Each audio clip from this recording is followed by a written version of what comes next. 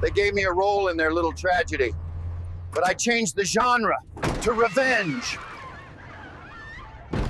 The sonogram was face up on my kitchen table like a loaded barrel. I'd been driving for 18 hours straight, hauling freight from Denver to Birmingham, my spine screaming and my eyes burning from highway hypnosis. All I wanted was Olivia's arms around me and a hot shower. Instead, I got this black and white photograph of someone else's baby growing inside my wife. The dates were wrong, dead wrong. I'd been gone 6 weeks, not 12. The math hit me like a truck collision, sudden, intense, and final. My hands shook as I picked up the glossy paper. The technician had written 12 weeks in neat handwriting across the bottom. 12 weeks ago, I was home. We were still pretending to be happy. "Carl," Olivia's voice floated from the hallway.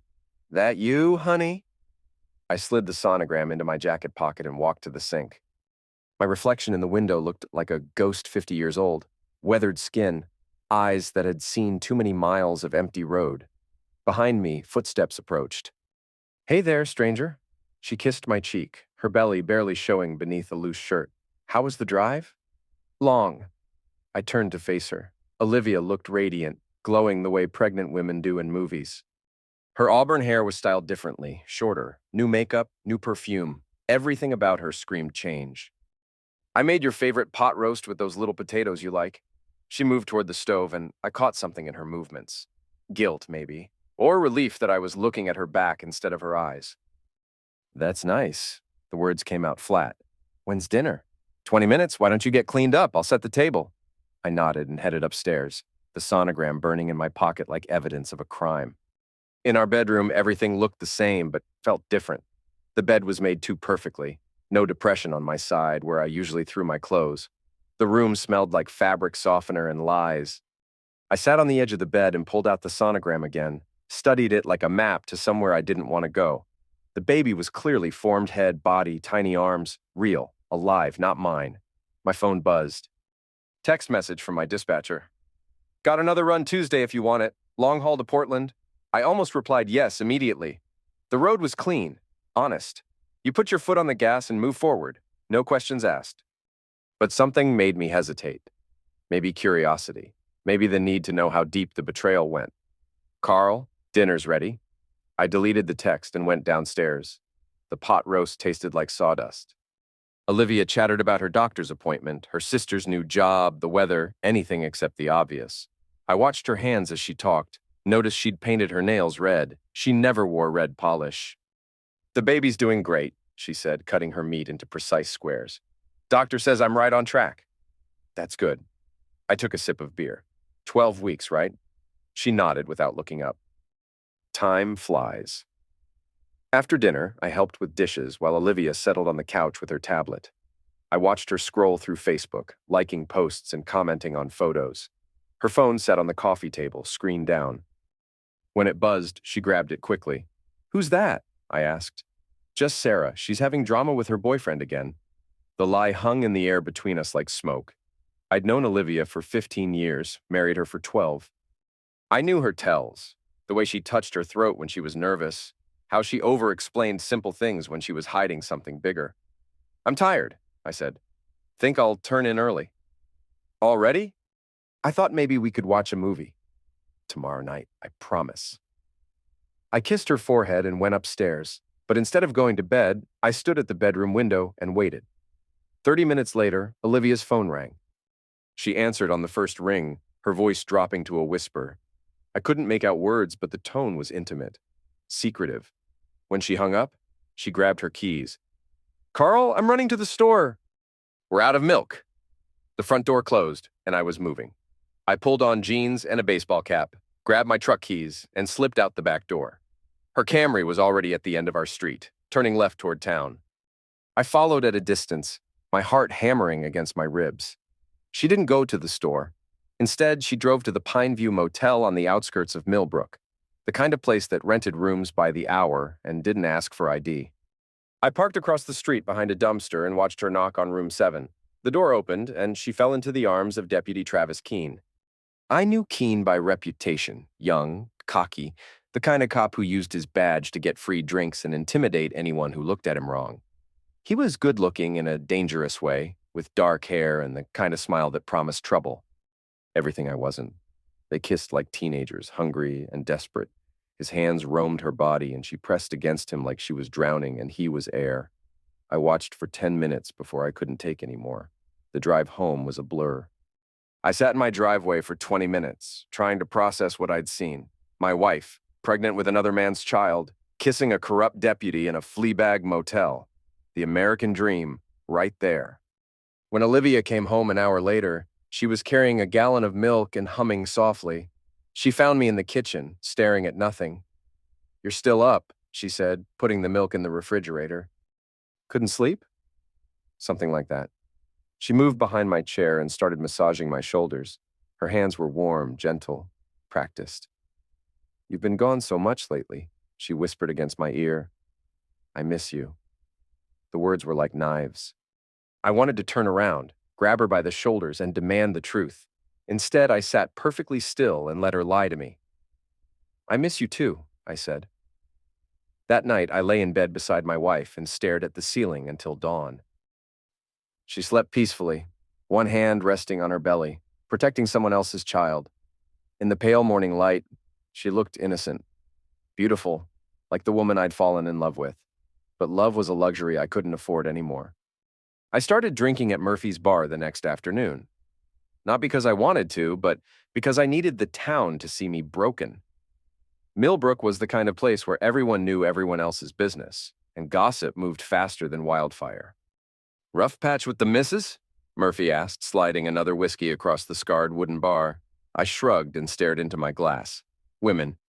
"Can't live with them, can't figure them out." Two stools down, Eddie Larson town gossip and part-time drunk, perked up his ears. "Perfect. Olivia's a good woman," Murphy said carefully. "Y'all will work it out." "Maybe." I knocked back the whiskey and signaled for another. Or maybe some things can't be fixed. By the time I stumbled out of Murphy's, half the town knew Carl Benton was drinking heavy and talking bitter. I drove to the truck stop and slept in my cab, making sure to park where people would see me. The next morning, I was back at Murphy's before noon. The performance continued for 3 days. You too, I picked a fight with Tommy Morris over nothing, got myself banned from the diner for disrespecting waitress Jenny Cole, and spent one night passed out in my truck outside the post office. By Thursday, even Sheriff Pratt knew I was having problems. But behind the drunk act, my mind was crystal clear. I was planning. I drove to the county courthouse and spent 2 hours researching property records and business filings. Then, I visited Zeke Underwood at his scrapyard outside town. Zeke owed me his life, literally. 3 years ago, I'd found him in his trailer with a .38 in his mouth and PTSD, eating him alive. I talked him down, got him help, and stayed with him through the worst of it. "Carl Benton," he said, limping out of his office on his bad leg. "Heard you've been raising heck in town. People talk too much." I looked around the yard acres of twisted metal, rusted cars, and industrial equipment. "I need a favor, Zeke." "Name it." "I need some things." Quietly. Zeke studied my face for a long moment. He'd been a demolition expert in Iraq before an IED took half his mobility and most of his faith in humanity. He understood the value of silence.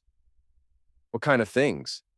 "Blasting wire, remote detonators, maybe some C4 if you can get it." "Christ, Carl, what are you planning?" "Justice." He didn't ask any more questions. That's what I liked about Zeke. He understood that sometimes the world pushed a man too far, and when that happened, the world needed to be pushed back. "Give me a week," he said. That night, I went home and found Olivia cooking dinner. She smiled when she saw me, but I caught her checking my breath for alcohol.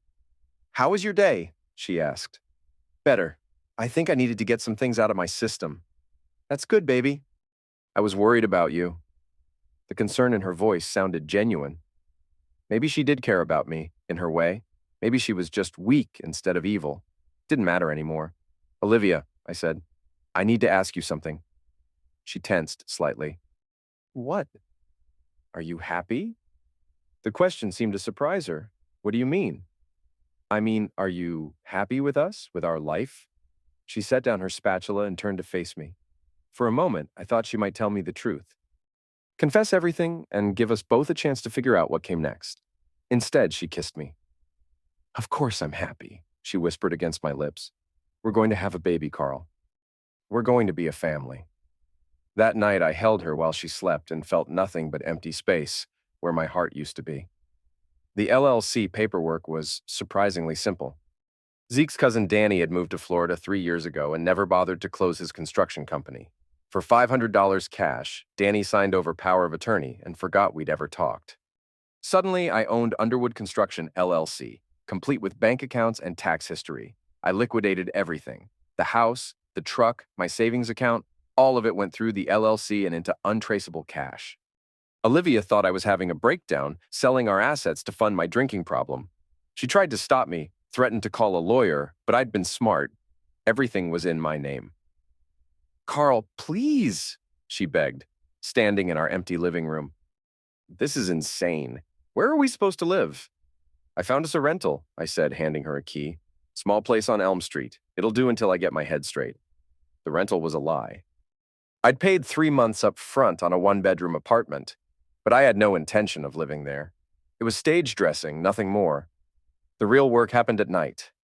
I'd perfected my drunk routine, stumbling out of Murphy's every evening, sleeping in my truck, talking crazy to anyone who'd listen. But once the town was asleep, I became someone else, someone focused. Zeke delivered the equipment in stages. First the detonators, then the wire, finally a small brick of C4 wrapped in oilcloth. Military-grade explosives weren't hard to find if you knew the right veterans and had cash to spend. "This is enough to level a building," Zeke warned. "You sure about this?" "I'm not leveling buildings." I slipped the C4 into my jacket, just making a point. The point was Deputy Travis Keene's personal patrol car, the one he drove off duty for errands around town. I've been watching his patterns for a week. Every Tuesday and Thursday, he parked behind the courthouse and walked 2 blocks to meet Olivia at the same coffee shop. They thought they were being subtle. The bomb was small, designed for maximum noise and minimum casualties. I wired it to the starter with a 10-second delay, enough time for Keene to realize something was wrong and bail out if he was quick. I wasn't trying to end him. Yet. Tuesday came gray and cold. I positioned myself across from the courthouse with a thermos of coffee and a newspaper, playing the part of an unemployed drunk with nowhere else to go. At 2:30, Keene's patrol car pulled into its usual spot. He checked his reflection in the rearview mirror and straightened his tie. Through the coffee shop window, I could see Olivia waiting at their regular table. She wore a blue dress that hugged her expanding curves, and her face lit up when she saw Keene approaching. I pulled out my phone and dialed the number connected to the remote detonator. Keene was halfway across the street when his patrol car exploded. The blast shattered windows for a block in every direction. Car alarms screamed, people poured out of buildings, and Keene dove behind a parked van with his hands over his head. The patrol car was twisted metal and smoke, but the cabin was intact. No one was hurt. Perfect. Within minutes, the street was crawling with cops and firefighters. Sheriff Pratt arrived looking like he'd aged 10 years in 10 minutes. Keene stood beside the wreckage, his face pale and his hands shaking. "Cartel," I heard someone say. "Has to be cartel." I folded my newspaper and walked away, just another drunk stumbling through his miserable day. The anonymous tip to Internal Affairs was a work of art. I spent 3 hours crafting it, making sure every detail was verifiable but vague enough to avoid immediate dismissal. The letter mentioned Deputy Keene's inappropriate relationship with a witness in an ongoing investigation and suggested investigators look into his financial records. There was no ongoing investigation, but IA wouldn't know that until they dug deeper. By then, they'd find other irregularities: Keene's expensive tastes, his off-books meetings, his habit of confiscating evidence that never made it to the property room. I mailed the letter from 3 towns over and waited. The pressure on Olivia came next. I waited until she was alone at the grocery store, then slashed 3 of her tires in the parking lot. While she was on the phone with roadside assistance, I slipped a note under her windshield wiper. One body still warm. She found it when the tow truck driver pointed it out. Through the store window, I watched her face go white as she read the words. Her hands shook as she folded the paper and shoved it into her purse. That night, she didn't come home until almost midnight. When she finally walked through the door, her eyes were red and her makeup was smeared. "Where you been?" I asked from the kitchen table, an empty whiskey bottle beside me. "Dealing with my car. Someone slashed my tires." "That's terrible." "Any idea who'd do something like that?" She stared at me for a long moment, and I could see the wheels turning in her head. Was I drunk enough to be this stupid? Could the man she'd been lying to for months really be this oblivious? No, she said finally. No idea. The next morning, I drove to the county courthouse and filed a restraining order against myself. The paperwork was backdated and signed with my left hand to make the signature look shaky, desperate. The story was simple. Carl Benton, distraught husband and alcoholic, had been making threats against his estranged wife. He was dangerous, unstable, and shouldn't be allowed within 500 feet of her. I never served the papers. Instead, I filed them where Olivia would find them if she went looking for legal protection. The message was clear. Even drunk and broken, I was still thinking ahead. But the real masterstroke came 3 days later. Lila, Olivia's 16-year-old daughter from her first marriage, had left her old tablet at our house months ago. The device was synced to Olivia's iCloud account, which meant every photo, every text message, and every email was automatically backed up and accessible. I spent 6 hours downloading everything. Photos of Olivia and Keen in intimate moments. Text messages planning their meetings. Emails discussing their future together after Carl finally drinks himself to death. The evidence was damning and complete. I saved it all to an encrypted drive and mailed copies to 3 locations: a safety deposit box in the next county, Zeke's workshop, and my old Army buddy in Tennessee. Insurance policies in case something happened to me. Then I selected the most compromising photo, Olivia and Keen in bed together, her pregnant belly clearly visible, and printed it on high-quality paper. I slipped it into an unmarked envelope addressed to Sheriff Pratt and mailed it from the same post office where I'd sent the IA tip. The photo would arrive Thursday. By Friday, Keen would be fighting for his career, and Pratt would be questioning everyone he thought he could trust. The dominoes were falling exactly as planned. Sheriff Pratt called an emergency meeting Friday morning. I knew because Eddie Larson's wife worked dispatch, and Eddie couldn't keep his mouth shut when he was drunk. By noon, half the town knew Internal Affairs was sniffing around the department, and Deputy Keen was in some kind of trouble. I celebrated with a bottle of bourbon at Murphy's bar, playing the role of vindicated drunk. Told y'all that boy was crooked, I slurred to anyone who'd listen. Badge don't make you righteous. But my real work happened after dark. Keen lived in a double-wide trailer on the edge of town, isolated enough for privacy, but close enough to respond to calls quickly. I'd been watching the place for weeks, learning his routines. Thursday nights, he worked late. Friday mornings, he slept in. I parked a mile away and walked through the woods, carrying a backpack full of carefully selected evidence. The spare key was under a fake rock by the front steps. Cops always thought they were smarter than criminals, right up until they weren't. Inside, the trailer smelled like cheap cologne and bachelor desperation. Keen had expensive tastes for a small-town deputy. Leather furniture, a 60-inch television, a tool safe that probably cost more than most people's cars. All bought with money that didn't come from his official salary.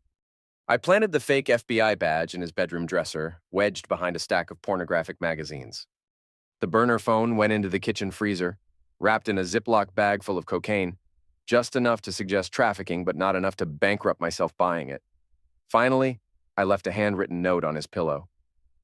They know. Run. The note was written in block letters with my left hand, untraceable and anonymous. But the message was clear. Someone was watching, someone knew his secrets, and someone wanted him gone. I was back home by 3 a.m., sleeping peacefully beside my wife while her lover's world fell apart 20 miles away. Saturday morning brought chaos. Keen called in sick, then didn't answer his radio for 6 hours. When Sheriff Pratt finally sent a unit to check on him, they found the trailer empty and Keen's personal car gone. The badge, phone, and drugs were discovered during the welfare check, and suddenly a departmental corruption investigation became a federal manhunt. Keen's in the wind, Eddie Larson announced at Murphy's that afternoon. Feds think he was running drugs with the cartels. Makes sense considering that bomb. I nodded sagely and ordered another drink. Man's got to sleep in the bed he makes. But Olivia wasn't sleeping at all. She'd been calling Keen's phone every hour, getting voicemail every time. Her face grew paler with each unanswered call, and by Sunday evening, she was a nervous wreck. "Carl," she said, finding me on the porch with my evening bottle, "have you heard anything about Travis Keen?" I looked up at her with bleary, unfocused eyes. "Who's Travis Keen?" "The deputy. He's missing." "Cops go missing sometimes." "Usually means they done something stupid." She stood there for a long moment, studying my face. I could see the calculation behind her eyes. Was I too drunk to be dangerous, or too smart to be trusted? I'm scared, she said finally. Of what? I don't know. Everything feels wrong. I patted the chair beside me. Sit with your husband. Tell me what's got you spooked. She sat, but kept her distance. Someone's been watching me, following me. I can feel it. Maybe you're being paranoid. Maybe. Or maybe someone knows something they shouldn't. The admission hung in the air between us. Not quite a confession, but close enough to confirm what I already knew. She was afraid her secrets were becoming public, and she didn't know who to trust. Olivia, I said, reaching for her hand, is there something you need to tell me? For a moment, I thought she might break, confess everything, and beg forgiveness. Asked me to help her figure out what came next. Instead, she stood up and walked back into the house. That night, I began planning my own death. Finding a suitable body was easier than expected. Homeless men drifted through Millbrook like ghosts, here one day, gone the next, invisible to everyone except other invisible people. I'd been watching them for weeks, learning their habits and weaknesses. Tommy Fitzgerald was perfect. Mid-50s, my approximate height and weight, with the kind of weathered features that came from years of hard living and harder drinking. He'd been camping in the woods behind the old lumber mill, surviving on charity and whatever he could scavenge from dumpsters. I approached him with a bottle of whiskey and a simple offer, a warm place to sleep for a few nights, hot meals, and enough money to catch a Greyhound to wherever he wanted to go. All he had to do was stay out of sight until I gave the word. You ain't gonna hurt me, are you? Tommy asked, suspicious but tempted. Just need a favor, I said. Help me with something, and I'll set you up for a fresh start somewhere else. I drove him to an abandoned farmhouse, 20 miles out of town, a place I'd been using to store equipment and plan my next moves.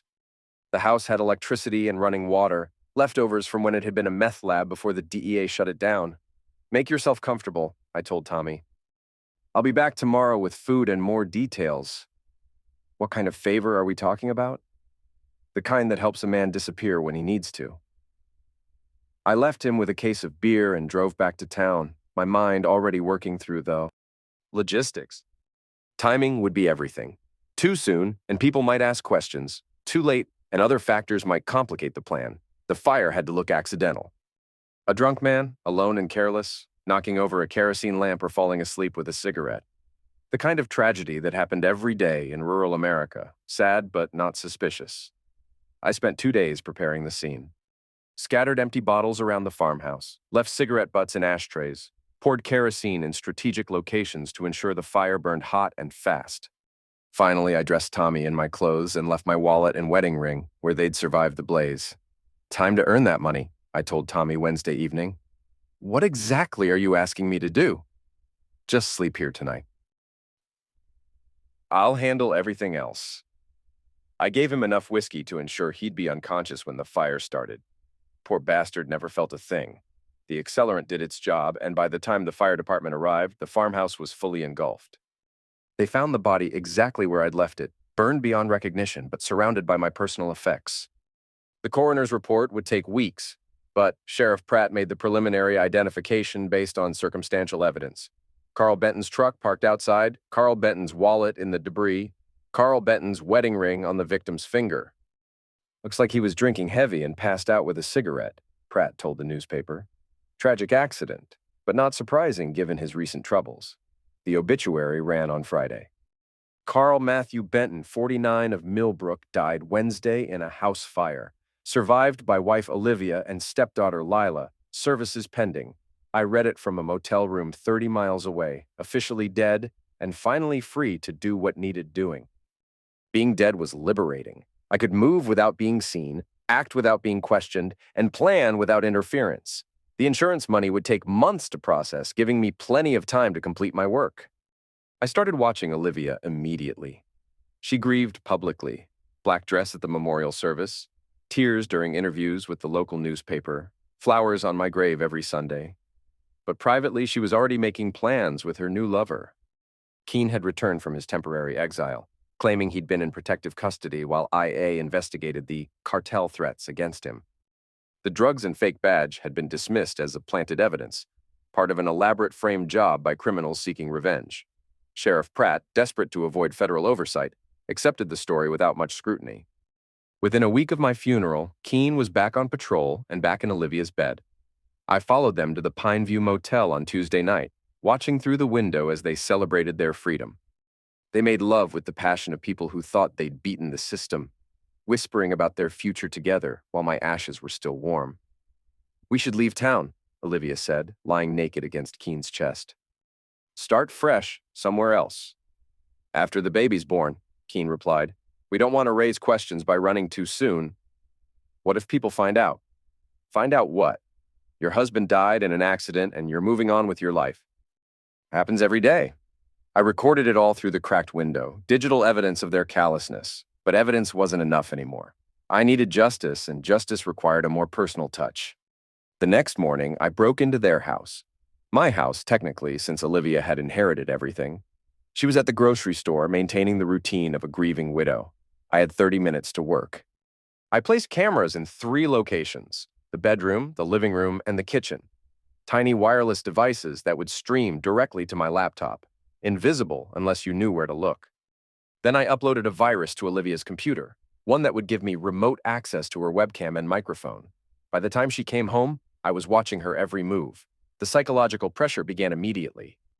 I'd learned from my military training that the most effective torture wasn't physical. It was the constant threat of physical harm, the knowledge that someone was watching and waiting for the perfect moment to strike. I started small, moving objects when she wasn't looking, leaving doors open that she remembered closing, playing recordings of my voice through hidden speakers late at night, just loud enough to wake her but quiet enough to make her question her sanity. "Carl," she'd whisper, sitting up in bed. "Is that you?" But, of course, Carl was dead, burned to ash and buried in the town's cemetery. The voice she heard was just grief playing tricks on her mind. The campaign escalated over several days. I hacked her social media accounts and sent friend requests to people she'd never met.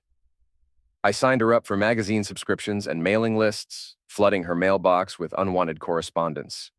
I called her house from payphones and hung up when she answered, always at different times to keep her off balance. "Someone's harassing me," she told Keene during one of their coffee dates. "I think it might be connected to Carl somehow." "Carl's dead, baby. You saw him buried." "Then who's doing this?" "Could be anyone. You're a beautiful woman with money coming from the insurance." "Lot of predators out there?" But I could see the doubt in Keene's eyes. He was a cop, trained to recognize patterns and identify threats. The harassment felt personal, targeted, and timed too perfectly to be random. I decided to confirm his suspicions. The photograph arrived at Keene's trailer on a Saturday morning, slipped under his door while he slept. It showed him and Olivia in bed together, taken through the bedroom window with a telephoto lens. The image was crystal clear, their faces, their naked bodies, her pregnant belly pressed against his chest. On the back, I'd written a single word: soon. Keene called Olivia immediately, his voice tight with panic. I listened to their conversation through the bug I'd planted in her phone. "Someone knows," he said. "They have pictures." "What kind of pictures?" "The kind that end careers and ruin lives. We need to meet." Now. They arranged to rendezvous at an abandoned grain elevator outside town, a location isolated enough for private conversation, but public enough to feel safe. I arrived an hour early and positioned myself in the shadows, close enough to hear every word. "Show me," Olivia demanded when Keene arrived. He handed her the photograph, and I watched her face crumble. "Oh my God. How long do you think they've been watching us?" "Long enough." Keene paced back and forth, his hand resting on his service tool. "This is professional work. High-quality equipment, perfect timing. Whoever's doing this has resources. What do? We figure out who's behind it and shut them down, permanently." The word hung between them like a threat. These weren't stupid people caught in a moment of passion. They were calculating predators, willing to end to protect their secrets. I'd underestimated them, and that mistake could be fatal. "Carl had friends," Olivia said thoughtfully. "People who might blame me for his death. Maybe someone thinks I drove him to drink, or maybe someone knows he didn't die in that fire." The silence stretched for a full minute. Even from 50 yards away, I could feel the tension crackling between them. "That's impossible," Olivia said finally. I saw the body. What was left of it? Bodies burn. DNA tests take time. What if someone made a mistake? You're scaring me, Travis. Good. You should be scared. We both should be. They agreed to lay low for a few days, avoid public meetings, and watch for surveillance. Keene would use his police resources to investigate the harassment, while Olivia would stay home and keep her doors locked. It was exactly what I wanted them to do. Isolation made them easier targets. 2 days later, I escalated again. This time, I broke into Olivia's house while she was at a doctor's appointment and left evidence of my presence everywhere. I moved furniture, rearranged photographs, and left muddy footprints on the kitchen floor. In the bedroom, I placed a single red rose on her pillow with another note. Roses are red, violets are blue, I'm coming for you. The message was juvenile, but the psychological impact was devastating. When Olivia came home and found the scene, she called Keene in hysterics. He was in our house, Travis, in our bedroom. He could have been hiding anywhere. Pack a bag, Keene ordered. You're staying with me until we figure this out. What if he follows me there? Then we'll be ready for him. That night I watched through Keene's trailer windows as they barricaded themselves inside.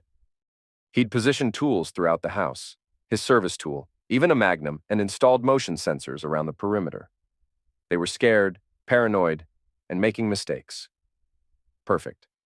At 3 a.m., I triggered the motion sensors by throwing rocks at the trailer from different angles.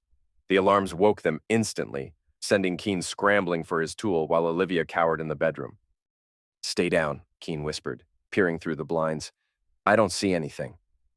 He spent 20 minutes searching the area around the trailer, flashlight in one hand and tool in the other.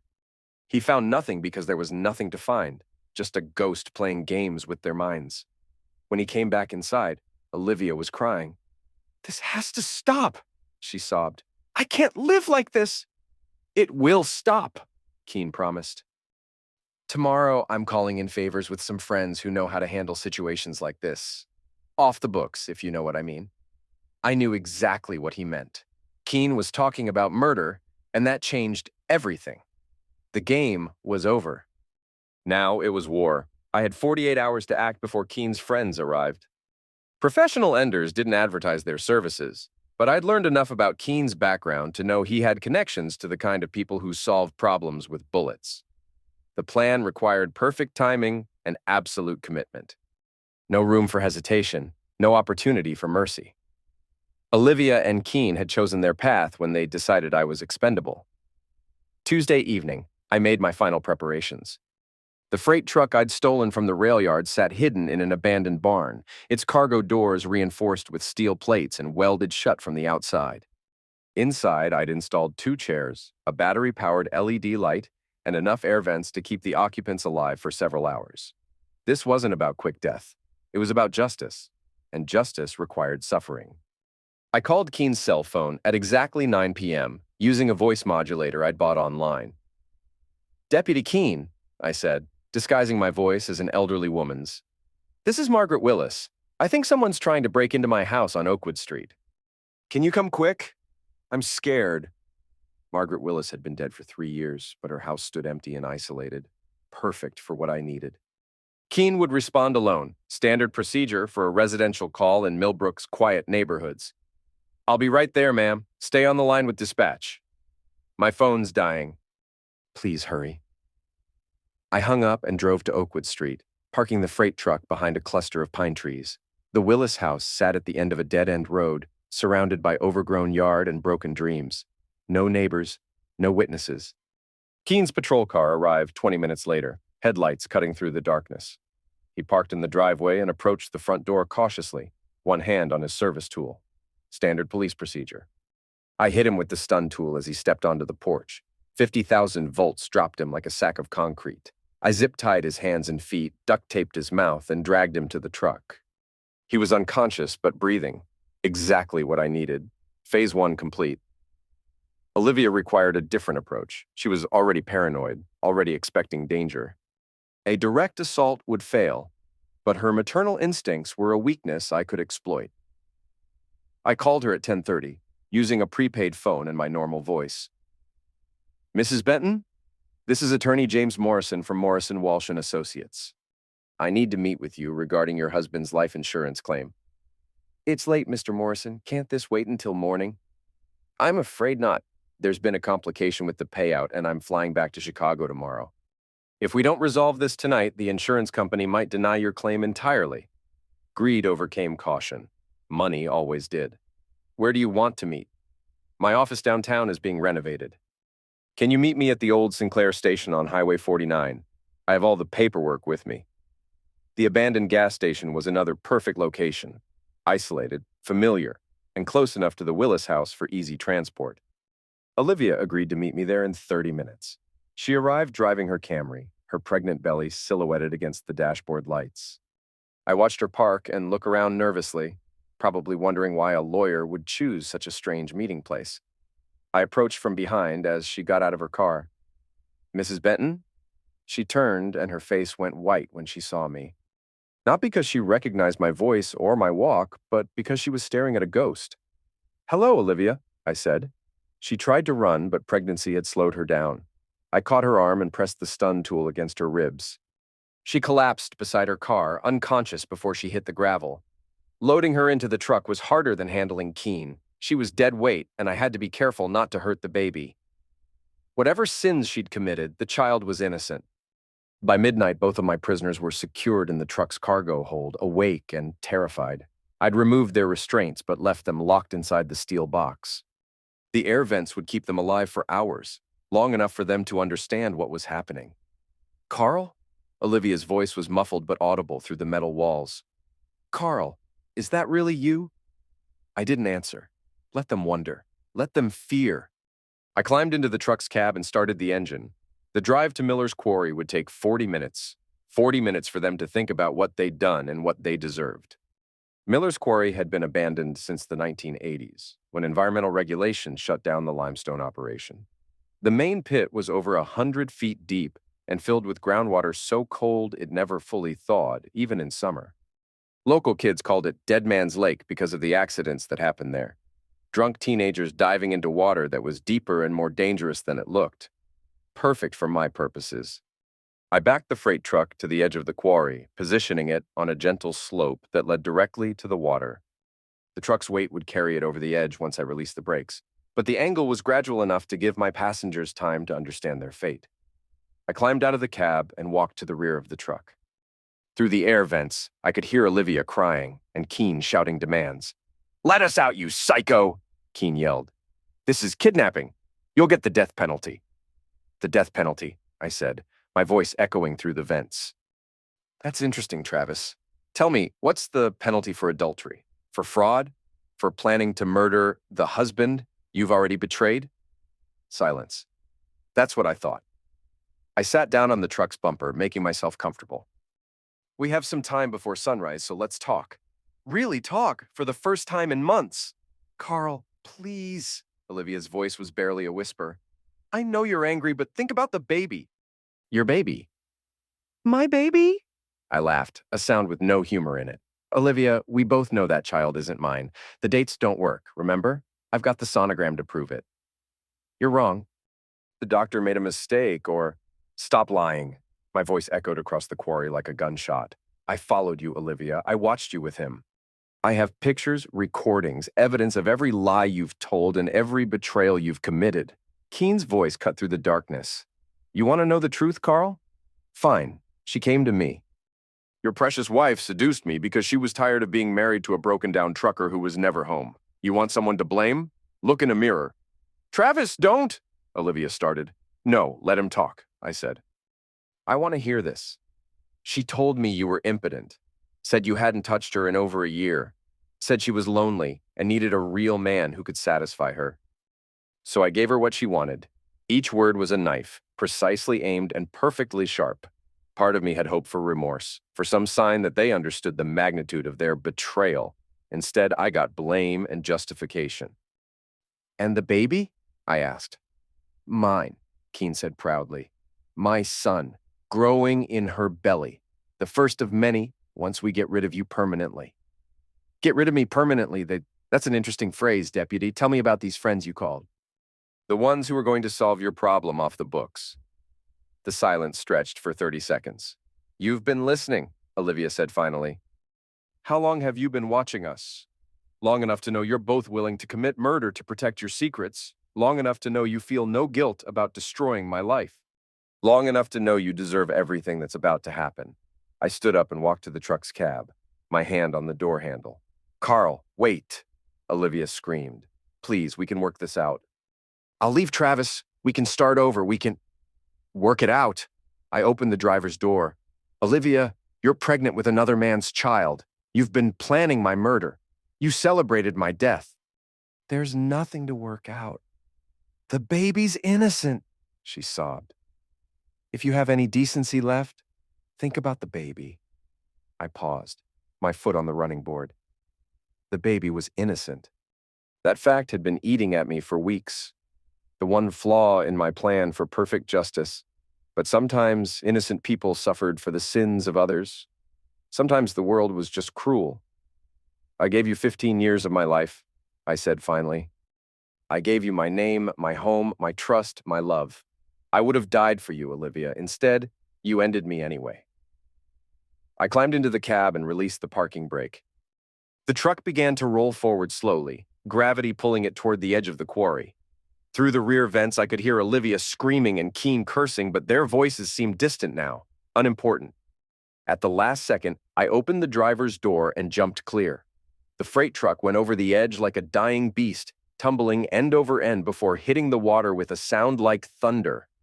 It sank quickly, disappearing beneath the dark surface within minutes. I stood at the edge of the quarry and watched the ripples spread outward, carrying away the last traces of my old life. When the water was still again, I turned and walked back to my car. The news broke 48 hours later. "Deputy and local woman missing," read the headline in the Millbrook Gazette. Sheriff Pratt held a press conference, speculating about possible connections to the ongoing corruption investigation or revenge from criminal elements. "We're exploring all possibilities," he told reporters. Deputy Keene and Mrs. Benton were both upstanding members of this community, and we won't rest until we find out what happened to them. I watched the coverage from a motel room in Tennessee, officially dead and completely invisible. The Carl Benton who'd loved and trusted and believed in marriage was at the bottom of Miller's quarry. The man who remained had no name and no past, only a future built on the ashes of everything he'd lost. The insurance money would be transferred to various accounts over the coming months, filtered through the LLC, and eventually converted to cash. $1 million in life insurance paid out to benefit the woman who'd betrayed me. The irony was perfect. I drove south for 3 days, putting distance between myself and Millbrook. In a truck stop outside Knoxville, I bought a newspaper and read my own obituary one more time. Carl Matthew Benton, 49, died tragically in a house fire last month. He was a long-haul trucker known for his reliability and quiet nature. Benton struggled with alcoholism in his final months, following marital difficulties and financial stress. He is survived by his wife, Olivia, and stepdaughter, Lila. The obituary made no mention of betrayal, corruption, or justice. Just the sanitized version of events that small towns preferred, a man who'd lost his way and paid the ultimate price for his weakness. But I knew the truth. In the end, I'd been the strongest one of all. 3 weeks later, I was Carl Mitchell, a name borrowed from a tombstone in Georgia. New social security number, new driver's license, new life built on the foundation of someone else's death. The DMV clerk in Alabama never questioned my paperwork or asked about my past. "Welcome to Mobile, Mr. Mitchell," she said, handing me my new license. "Hope you like it here." "I think I will," I replied. I bought a small house near the bay, paid cash, and settled into the rhythm of anonymity. My neighbors thought I was a retired mechanic collecting disability, a quiet man who kept to himself and never caused trouble. They had no idea they were living next to a ghost. Months passed. I grew a beard, gained weight, and let the sun darken my skin. The physical changes were subtle but effective. Even people who'd known Carl Benton might not recognize Carl Mitchell on the street. But late at night, when the world was quiet and the past felt close enough to touch, I'd remember the sound of that truck hitting the water, the silence that followed, the knowledge that justice had finally been served. Some people might call it murder. I called it arithmetic, balancing an equation that had been tilted wrong for too long.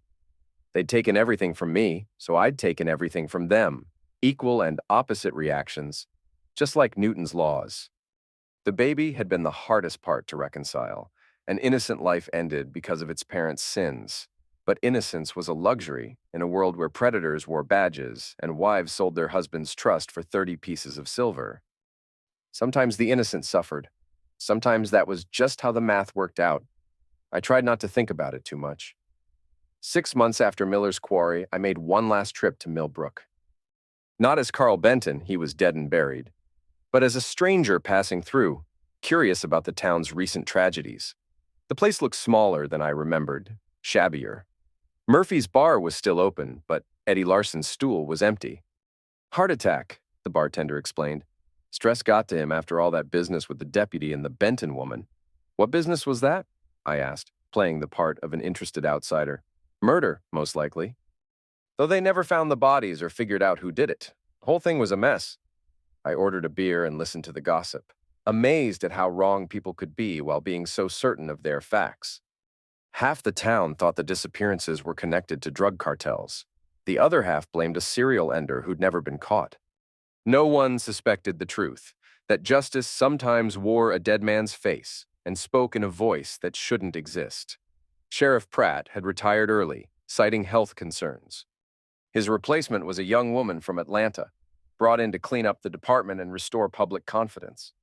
She'd closed the Keene investigation after 6 months, filing it as an unsolved case with probable homicide charges pending identification of suspects. The case would never be solved because the man responsible didn't exist anymore. I drove past my old house, Olivia's house, technically, and found it empty. A for sale sign in the front yard had faded from months of weather. According to the real estate listing, the property had been on the market since Olivia's disappearance, but no one wanted to buy a house with that kind of history. Lila had gone to live with her biological father in California. I'd kept track of her through social media, making sure she was safe and adapting to her new life. The girl had suffered enough without becoming collateral damage in her stepmother's war. I parked across from the cemetery and walked to my own grave. The headstone was simple granite with basic information, name, dates, and a single line that made me smile: beloved husband. Even in death, Olivia had managed to lie about me. Someone had left flowers recently. White roses, wilted but not old. Probably Lila, paying respects to the only father figure she'd ever known. The girl had loved me in her way, and I genuinely cared about her welfare. If things had been different, if Olivia had been different, we might have been a real family. But if was a 4-letter word that changed nothing. I stood there for 10 minutes, looking down at the grave of Carl Benton and feeling nothing but empty space where emotion used to live. Love, hate, hope, despair, all of it had burned away in the quarry's cold water, leaving behind something harder and more durable. Peace, maybe, or just the absence of pain. As I walked back to my car, I passed Zeke Underwood limping through the cemetery with a bouquet of daisies. He was visiting his wife's grave, a weekly ritual he'd maintained for 3 years. We made eye contact for a moment, and I saw recognition flicker in his eyes. But Zeke was a man who understood secrets. He nodded once, a greeting between ghosts, and continued on his way without a word. The drive back to Alabama took 6 hours. I spent them thinking about the future, about the man I was becoming and the life I was building. Carl Mitchell had no history of betrayal, no scars from broken trust. He could love again if he chose to. Trust again if he found someone worthy. But probably not. Some lessons once learned couldn't be unlearned. I pulled into my driveway as the sun was setting, painting the mobile bay in shades of gold and crimson. My house was small but comfortable, filled with furniture that belonged to no one's past and books that told other people's stories. It was enough. More than enough. That night, I sat on my back porch with a glass of bourbon and watched the water reflect the stars. Somewhere in Alabama's darkness, cargo ships moved through the night, carrying other people's dreams to distant ports. The world continued its rotation, indifferent to individual tragedies and personal justice. But for the first time in years, I felt like I belonged in it. The phone rang at 9 p.m., a wrong number, someone looking for a Carl Benton who died in a house fire. I let it go to voicemail and deleted the message without listening to it. Carl Benton was gone. Carl Mitchell was all that remained. And Carl Mitchell slept peacefully, knowing that some debts had finally been paid in full. 2 years later, I was Carl Mitchell completely. The past existed only in newspaper archives and fading memories. I'd built a life of deliberate simplicity. A job at the marina, a small circle of acquaintances who knew nothing about me, and a routine that brought peace, if not happiness.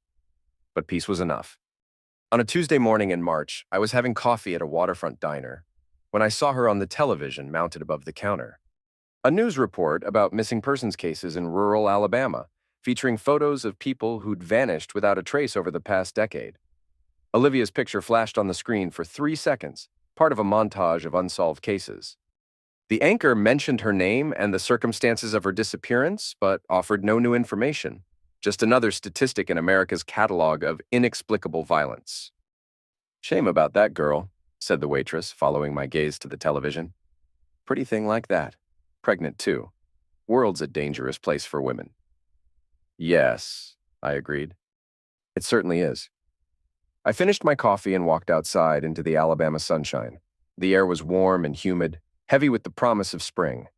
Fishing boats bobbed in the harbor, their crews preparing for another day of honest work on honest water. I had no regrets about what I'd done. Justice wasn't always clean or legal, but it was necessary.